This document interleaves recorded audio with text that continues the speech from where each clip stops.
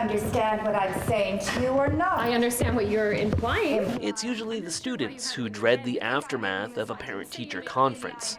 But in Between the Sheets, it's the adults who have been behaving badly. You think I'm making this up? I didn't say that you look me in the eye and tell me you think I'm making this up. It has to do with two people who've made some big but honest mistakes. As they try to navigate these sort of major turning points, they can both help and hurt one another, and I think there's something pretty universal in all of that. You gave my husband your email address. He asked for a way to contact me. Despite preconceived notions that they have of each other, ultimately they begin to realize that they may have more in common than they first realized. Lisa Bayliss and Heather Morrison star as parent and teacher in the production, written by first-time playwright Geordie Mand.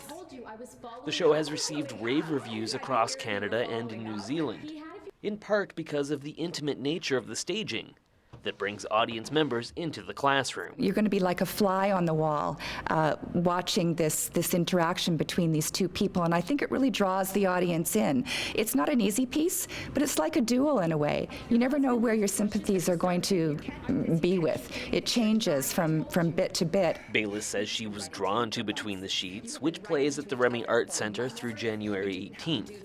Because of the opportunity to do something edgier than audiences might be used to. You tempted my husband! While the subject matter is tough, she says preparing for the show produced only smiles. Read it. Although we were confronting each other and having an intense time on stage, in between times, we do have a lot of fun. I think it's necessary to break that tension. Sometimes when you work on a play that goes to really serious places, you end up laughing a lot more in the rehearsal room than when you're doing a comedy. So we've actually had, or I've had anyway, a really good time working on this. Tackling serious material isn't the only switch for these happy folks.